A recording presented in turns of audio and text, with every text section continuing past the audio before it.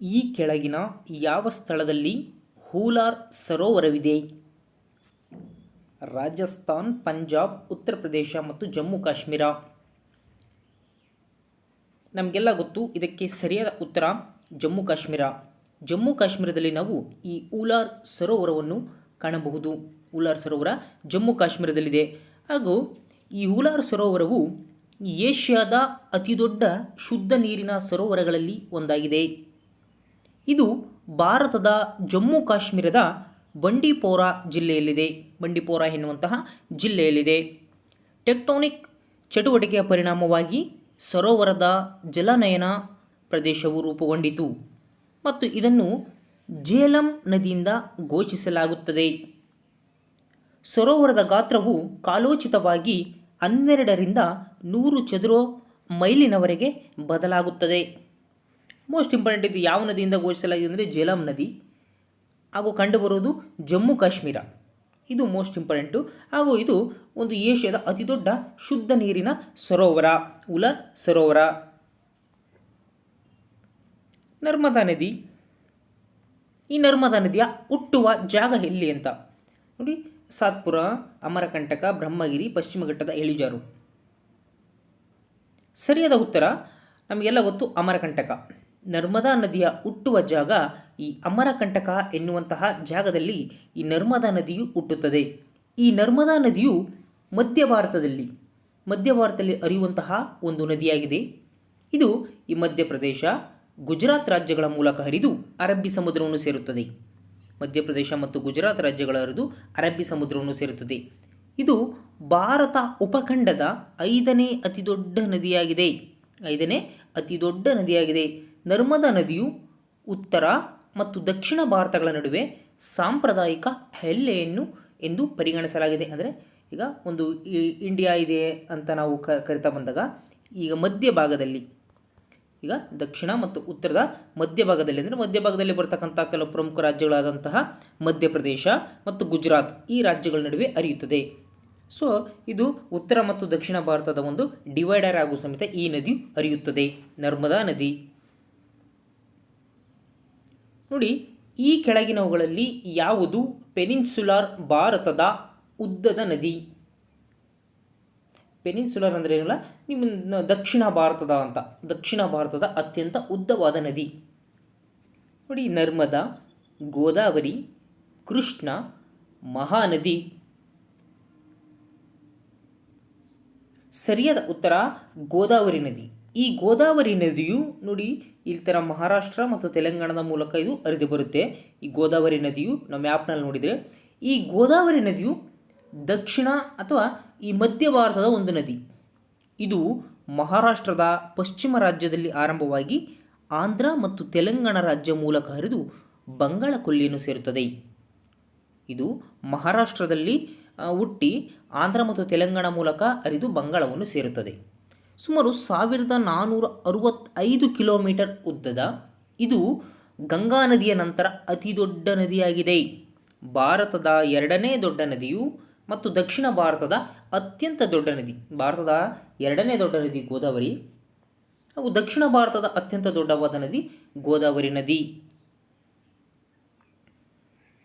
Next, ಈ ಕೆಳಗಿನ ಯಾವ ಸರೋವರ ಉಪ್ಪು ನೀರಿನ ಸರೋವರ ಆಗಿದೆ? ನೋಡಿ, ಸಾಂಬಾರ್, ಹೂಲಾರ್, ದಾಲ್, ಗೋವಿಂದ್ ಸಾಗರ. ನಾವು ಈಗಲೇ ಹೂಲಾರ್ ಸರೋವರ ಬಗ್ಗೆ ಎಕ್ಸ್ಪ್ಲನೇಷನನ್ನು ಮಾಡಿದೆ. ನೆಕ್ಸ್ಟ್, ಇದಕ್ಕೆ ಸರಿಯಾದ ಉತ್ತರ ಸಾಂಬಾರ್ ಸರೋವರ. ಈ ಸಾಂಬಾರ್ ಸರೋವರವು ನಾವು ಇಲ್ಲಿ ನೋಡ್ತಿದ್ದೀವಿ, ನಾವು ಮ್ಯಾಪಲ್ಲಿ ತೋರಿಸಿದ್ದೀನಿ. ಈ ಸಾಂಬಾರ್ ಸರೋವರ ಈಗ ಬ್ಲೂ ಅಲ್ಲಿ ಏನು ತೋರಿಸ್ತೀವೋ ಇವೆಲ್ಲ ಇದು ಸರೋವರ, ನೀರಿನ ಜಾಗ. ಹೀಗಾದರೆ ಈ ಸಾಂಬಾರ್ ಸರೋವರವು ಭಾರತದ ಅತಿದೊಡ್ಡ ಒಳನಾಡಿನ ಉಪ್ಪು ಸರೋವರ. ಸಾಂಬಾರ್ ಸಾಲ್ಟ್ ಸರೋವರವು ಜೈಪುರ ನಗರದ ನೈಋತ್ಯ ದಿಕ್ಕಿನಲ್ಲಿ, ರಾಜಸ್ಥಾನದ ಜೈಪುರ ನಗರದ ನೈಋತ್ಯ ದಿಕ್ಕಿನಲ್ಲಿ 80 ಕಿಲೋಮೀಟರ್ ಮತ್ತು ರಾಜಸ್ಥಾನದ ಅಜ್ಮೀರ್ನಿಂದ 64 ಕಿಲೋಮೀಟರ್. ಜೈಪುರದಿಂದ 80 ಕಿಲೋಮೀಟರು, ಅಜ್ಮೀರ್ನಿಂದ 64 ಕಿಲೋಮೀಟರ್ ದೂರದಲ್ಲಿದೆ. ಇದು ಐತಿಹಾಸಿಕ ಸಾಂಬಾರ್ ಲೇಕ್ ಟೌನ್ ಅನ್ನು ಸುತ್ತುವರೆದಿದೆ. ಸಾಂಬಾರ್ ಲೇಕ್ ಟೌನ್ ಎನ್ನುವಂತಹ ಒಂದು ನಗರವನ್ನು ಈ ಸಾಂಬಾರ್ ಸರೋವರವು ಸುತ್ತುವರೆದಿದೆ. ನೋಡಿ, ಈ ಕೆಳಗಿನ ನದಿಗಳಲ್ಲಿ ಯಾವುದು ಬಿರುಕು ಕಣಿವೆ ರಿಫ್ಟ್ ವ್ಯಾಲಿ ಅಂತ ಹೇಳ್ತೀವಿ, ರಿಫ್ಟ್ ವ್ಯಾಲಿಯ ಮೂಲಕ ಹರಿಯುತ್ತದೆ? ದಾಮೋದರ್, ತಾಪಿ, ತುಂಗಭದ್ರಾ, ಎ ಮತ್ತು ಬಿ. ಸರಿಯಾದ ಉತ್ತರ ಎ ಮತ್ತು ಬಿ. ದಾಮೋದರ್ ಮತ್ತು ತಾಪಿ ಅಥವಾ ತಪತಿ ಅಂತಲೂ ಕರಿತೇವೆ ನಾವು. ದಾಮೋದರ್ ಮತ್ತು ಈ ತಾಪಿ ನದಿಗಳು ರಿಫ್ಟ್ ವ್ಯಾಲಿ, ಬಿರುಕು ಕಣಿವೆ ಅಂತ ಕರಿತೀವಿ, ಈ ರಿಫ್ಟ್ ವ್ಯಾಲಿಯ ಮೂಲಕ ಹರಿಯುತ್ತವೆ. ನೋಡಿ, ಮೂರು ಬದಿಗಳಲ್ಲಿ ಸಮುದ್ರದಿಂದ ಸುತ್ತುವರೆದಿರುವ ಭೂಮಿಯನ್ನು ಏನೆಂದು ಕರೆಯುತ್ತೇವೆ? ಒಂದು ಕಡೆ ಭೂಮಿ ಇದೆ ಮತ್ತು ಇದನ್ನು ಮೂರು ಕಡೆ ಸಮುದ್ರದಿಂದ ಸುತ್ತುವರೆದಂತಹ ಈ ಭೂಮಿಯನ್ನು ನಾವು ಏನೆಂದು ಕರೆಯುತ್ತೇವೆ? ಕೋಸ್ಟ್, ಪೆನಿನ್ಸುಲಾ, ದ್ವೀಪ, ಮೇಲಿನ ಯಾವುದೂ ಅಲ್ಲ. ಸರಿಯಾದ ಉತ್ತರ ಪೆನಿನ್ಸುಲಾ ಅಂತ ನಾವು ಕರಿತೇವೆ. ಮೂರು ಬದಿಯಿಂದ ಸಮುದ್ರದಿಂದ ಸುತ್ತುವರೆದಂತಹ ಭೂಮಿಯನ್ನು ನಾವು ಪೆನಿನ್ಸುಲಾ ಅಂತ ಕರಿತೇವೆ. ಅದೇ 4 ಭಾಗದಿಂದ ಸುತ್ತುವರೆದಿದ್ದರೆ ನಾವು ಅದನ್ನು ದ್ವೀಪ ಅಂತ ನಾವು ಕರಿತೇವೆ. ನೆಕ್ಸ್ಟು, ಮಯನ್ಮಾರ್ನೊಂದಿಗೆ ತನ್ನ ಗಡಿಯನ್ನು ಹೊಂದಿರುವ ಭಾರತದ ಪೂರ್ವ ಭಾಗದಲ್ಲಿರುವ ಪರ್ವತ ಶ್ರೇಣಿಯನ್ನು ಒಟ್ಟಾಗಿ ಏನೆಂದು ಕರೆಯುತ್ತೇವೆ? ಮಯನ್ಮಾರ್ನೊಂದಿಗೆ ತನ್ನ ಗಡಿಯನ್ನು ಹೊಂದಿರುವಂತಹ ಭಾರತದ ಪೂರ್ವ ಭಾಗದಲ್ಲಿರ್ತಕ್ಕಂಥ ಪರ್ವತ ಶ್ರೇಣಿ ನಾವು ಏನೆಂದು ಕರೆಯುತ್ತೇವೆ? ನೋಡಿ, ಹಿಮಾಚಲ, ಪೂರ್ವಾಂಚಲ, ಉತ್ತರಾಂಚಲ, ಮೇಲಿನ ಯಾವುದೂ ಅಲ್ಲ.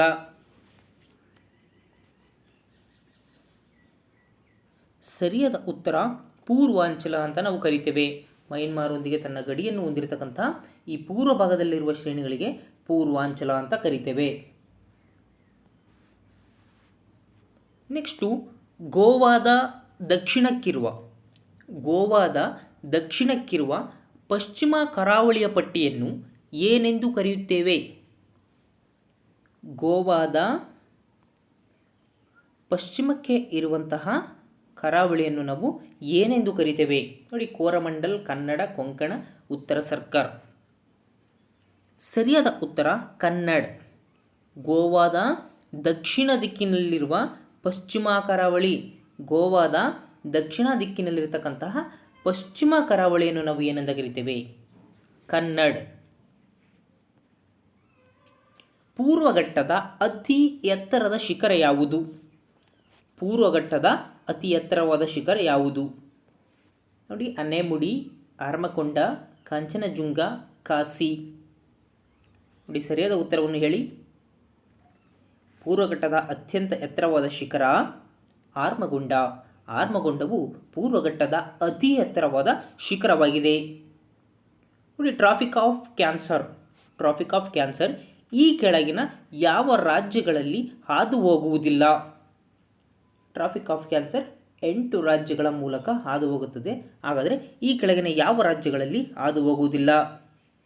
ನೋಡಿ, ರಾಜಸ್ಥಾನ್, ಛತ್ತೀಸ್ಗಢ, ಒಡಿಶಾ, ತ್ರಿಪುರಾ. ಸರಿಯಾದ ಉತ್ತರ ಒಡಿಶಾ ರಾಜ್ಯದ ಮೂಲಕ ಹೋಗುವುದಿಲ್ಲ. Traffic of cancer Rajasthan, Chhattisgarh ಮತ್ತು ತ್ರಿಪುರದ ಮೂಲಕ ಇದು ಹಾದು ಹೋಗುತ್ತದೆ.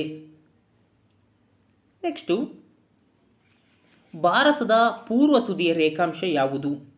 ಭಾರತದ ಪೂರ್ವ ತುದಿಯ ರೇಖಾಂಶ ಯಾವುದು? ಸರಿಯಾದ ಉತ್ತರ 68 ಡಿಗ್ರಿ 7 ಮಿನಿಟ್ ಅಥವಾ ಸೆಕೆಂಡ್ ಅಂತ ನಾವು ಕರಿತೀವಿ. ಇದು ಈಸ್ಟಲ್ಲಿರ್ತಕ್ಕಂಥದ್ದು ಭಾರತದ್ದು 68.7. ನೆಕ್ಸ್ಟು, ಈ ಕೆಳಗಿನ ಯಾವ ದೇಶವು ಭಾರತೀಯ ರಾಜ್ಯವಾದ ಉತ್ತರಾಖಂಡ, ಉತ್ತರ ಪ್ರದೇಶ, ಬಿಹಾರ, ಪಶ್ಚಿಮ ಬಂಗಾಳ ಮತ್ತು ಸಿಕ್ಕಿಂನೊಂದಿಗೆ ಸಾಮಾನ್ಯ ಗಡಿಯನ್ನು ಹಂಚಿಕೊಂಡಿದೆ? ಸರಿಯಾದ ಉತ್ತರ ನೇಪಾಳ.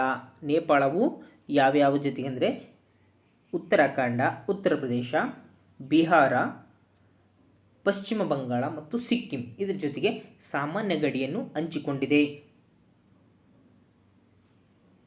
ನೆಕ್ಸ್ಟ್,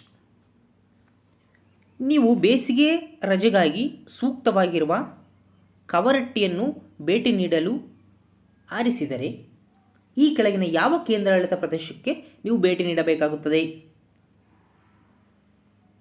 ಅಂದರೆ ಕವರಟ್ಟಿ ಇರುವಂತಹ ಒಂದು ಪ್ಲೇಸ್ ಯಾವುದು ಅಂತ. ಸರಿಯಾದ ಉತ್ತರ ಲಕ್ಷದ್ವೀಪ. ಲಕ್ಷದ್ವೀಪದ ರಾಜಧಾನಿಯೇ ಕವರಟ್ಟಿ. ಕವರಟ್ಟಿನ ನೀವು ನೋಡಬೇಕು ಅಂದರೆ ಲಕ್ಷದ್ವೀಪಕ್ಕೆ ಹೋಗಬೇಕು. ನೆಕ್ಸ್ಟ್, ಈ ಕೆಳಗಿನವುಗಳಲ್ಲಿ ಯಾವುದು ಭಾರತದೊಂದಿಗೆ ಭೂಗಡಿಯನ್ನು ಹಂಚಿಕೊಳ್ಳುವುದಿಲ್ಲ? ನೋಡಿ, ಭೂತಾನ್, ಬಾಂಗ್ಲಾದೇಶ್, ತಜಿಕಿಸ್ತಾನ್, ನೇಪಾಳ. ಸರಿಯಾದ ಉತ್ತರ ತಜಿಕಿಸ್ತಾನ್ ಭಾರತದೊಂದಿಗೆ ಭೂಗಡಿಯನ್ನು ಹಂಚಿಕೊಂಡಿಲ್ಲ. ಭೂತಾನ್, ಬಾಂಗ್ಲಾ, ನೇಪಾಳ, ಇದ್ರ ಜೊತೆಗೆ ಪಾಕಿಸ್ತಾನ, ಅಫ್ಘಾನಿಸ್ತಾನ, ಚೀನಾ, ಮಯನ್ಮಾರ್ ಇವೆಲ್ಲವೂ ಸಮೇತ ಭಾರತದೊಂದಿಗೆ ಭೂಗಡಿಯನ್ನು ಹಂಚಿಕೊಂಡಿದ್ದಾವೆ. ನೆಕ್ಸ್ಟು, ಈ ಕೆಳಗಿನವುಗಳಲ್ಲಿ ಯಾವುದು ದಕ್ಷಿಣ ಅಂಚಿನ ಹಿಮಾಲಯ ಎಂದು ಕರೆಯುತ್ತೇವೆ? ದಕ್ಷಿಣ ಅಂಚಿನ ಹಿಮಾಲಯ. ದಕ್ಷಿಣ ಅಂಚಿನ ಹಿಮಾಲಯ ನಾವು ಸಿವಾಲಿಕ್ಸ್, ಹಿಮಾದ್ರಿ, ಹಿಮಾಚಲ್, ಮೇಲಿನ ಯಾವುದೂ ಅಲ್ಲ. ಸರಿಯಾದ ಉತ್ತರ ಸಿವಾಲಿಕ್ಸ್ ಅಂತ ನಾವು ಕರಿತೇವೆ. ದಕ್ಷಿಣ ಅಂಚಿನ ಹಿಮಾಲಯವನ್ನು ಏನೆಂದು ಕರೆಯುತ್ತೇವೆ ಅಂತ ಕೇಳಿದರೆ, ದಕ್ಷಿಣ ಅಂಚಿನ ಹಿಮಾಲಯವನ್ನು ಶಿವಾಲಿಕ್ಸ್ ಎಂದು ಕರೆಯುತ್ತೇವೆ. ಸಹ್ಯಾದ್ರಿಯ ಇನ್ನೊಂದು ಹೆಸರೇನು? Most important and most repeated ಪ್ರಶ್ನೆ. ಸಹ್ಯಾದ್ರಿಯ ಇನ್ನೊಂದು ಹೆಸರು ಏನು? ನಾವು ಪಶ್ಚಿಮ ಘಟ್ಟಗಳಿಗೆ ಸಹ್ಯಾದ್ರಿ ಬೆಟ್ಟಗಳು ಅಂತಲೂ ಕರಿತೇವೆ. ನೆಕ್ಸ್ಟು, ಪಾಕ್ ಜಲಸಂಧಿ ಎಲ್ಲಿದೆ? ಪಾಕ್ ಜಲಸಂಧಿ ಎಲ್ಲಿದೆ? ಸರಿಯಾದ ಉತ್ತರ ಭಾರತ ಮತ್ತು ಶ್ರೀಲಂಕಾ ನಡುವೆ ಪಾಕ್ ಜಲಸಂಧಿ ಇದೆ. ನೆಕ್ಸ್ಟು, ಅರೇಬಿಯನ್ ಸಮುದ್ರದಲ್ಲಿನ ಭಾರತೀಯ ದ್ವೀಪಗಳ ಜನಪ್ರಿಯ ಹೆಸರು ಈ ಕೆಳಗಿನವಲ್ಲಿ ಯಾವುದು? ಅರೇಬಿಯನ್ ಸಮುದ್ರದಲ್ಲಿ ಕಂಡುಬರ್ತಕ್ಕಂಥ ನಮ್ಮ ಭಾರತೀಯ ದ್ವೀಪಗಳು ಯಾವುವು ಅಂತ ನೋಡಿ. Andaman Nicobar, Lakshadweep, Maldives. A and D, ಇದು ಎ ಆ್ಯಂಡ್ ಬಿ. ನೋಡಿ, ಇದಕ್ಕೆ ಸರಿಯಾದ ಉತ್ತರ ಲಕ್ಷದ್ವೀಪಗಳು. ಅರಬ್ಬಿ ಸಮುದ್ರದಲ್ಲಿ ಲಕ್ಷದ್ವೀಪಗಳನ್ನು ನಾವು ಕಾಣಬಹುದು. ಈ ಕೆಳಗಿನವುಗಳಲ್ಲಿ ಯಾವುದು ಭಾರತದ ಅತ್ಯಂತ ಹಳೆಯ ಪರ್ವತ ಶ್ರೇಣಿ? ಮೋಸ್ಟ್ ಇಂಪಾರ್ಟೆಂಟ್ ಆ್ಯಂಡ್ ಅಷ್ಟೇ ರಿಪೀಟೆಡ್ ಪ್ರಶ್ನೆ ಇದು. ಸರಿಯಾದ ಉತ್ತರ ಅರಾವಳಿ ಪರ್ವತಗಳು. ಅರಾವಳಿ ಪರ್ವತಗಳು ಭಾರತದ ಅತ್ಯಂತ ಹಳೆಯ ಪರ್ವತಗಳು. ಈ ಕೆಳಗಿನವಲ್ಲಿ ಯಾವುದು ಭೂಮಿಯ ಭೂವೈಜ್ಞಾನಿಕ ರಚನೆಯ ಯುಗವಲ್ಲ? ಭೂವೈಜ್ಞಾನಿಕ ರಚನೆಯ ಯುಗ ಅಲ್ಲ. ನೋಡಿ, ಅಜೋಯಿಕ್ ನಿರ್ಜೀವ ಯುಗ ಅಂತ ಕರಿತೀವಿ, ಪ್ಯಾಲಿಯೋಜೋಯಿಕ್, ಮೆಸೋಜೋಯಿಕ್, ಕ್ಯಾಂಬ್ರಿಯನ್. ಸರಿಯಾದ ಉತ್ತರ ಇದು ಕ್ಯಾಂಬ್ರಿಯನ್ ಎನ್ನುವಂಥದ್ದು ಇದು ಭೂವೈಜ್ಞಾನಿಕ ರಚನೆ ಅಲ್ಲ. ಅಜೋಯಿಕ್ಕು, ಪ್ಯಾಲಿಯೋಜೋಯಿಕ್ಕು, ಮೆಸೋಜೋಯಿಕ್ಕು ಇವೆಲ್ಲವೂ ಸಮೇತ ಬಂದು ಹೋಗಿದ್ದಾವೆ. ನೆಕ್ಸ್ಟು, ಈ ಕೆಳಗಿನವುಗಳಲ್ಲಿ ಭೂಖಂಡದ ಕಪಾಟಿ ಅಂದರೆ ಕಾಂಟಿನೆಂಟಲ್ ಶೆಲ್ಫ್ ಅಂತ ನಾವು ಕರಿತೇವೆ. ಈ ಭೂಖಂಡದ ಕಪಾಟಿನ ಮೂಲಕ ಯುಗ ಯಾವುದು? ಕಪಾಟಿನ ಮೂಲದ ಯುಗ ಯಾವುದು? ನೋಡಿ, ಅವೇ ಯುಗಗಳು ನಾನು ಹೇಳ್ತಾ ಇದ್ದಿಲ್ಲ, ಅವೇ 4 ಯುಗಗಳು. ಇದಕ್ಕೆ ಸರಿಯಾದ ಉತ್ತರ ನಾವು ಪ್ಯಾಲಿಯೋಜೋಯಿಕ್ ಯುಗ. ಇದು ಭೂಖಂಡದ ಕಪಾಟಿ ಮೂಲ ಯುಗ. ಭೂಖಂಡದ ಕಪಾಟಿನ ಮೂಲದ ಯುಗ ಯಾವುದು ಅಂದರೆ ಇದು ಪ್ಯಾಲಿಯೋಜೋಯಿಕ್. ಹೆಚ್ಚಿನ ತಾಪ ಮತ್ತು ಒಣ ಅವಧಿಯಲ್ಲಿ ಮರುಭೂಮಿ ಪ್ರಾಣಿಗಳು ಅಳವಡಿಸಿಕೊಂಡ ನಿಷ್ಕ್ರಿಯತೆ ಸ್ಥಿತಿಗೆ ಈ ಕೆಳಗಿನ ಯಾವುದು ಸಂಬಂಧಿಸಿದೆ?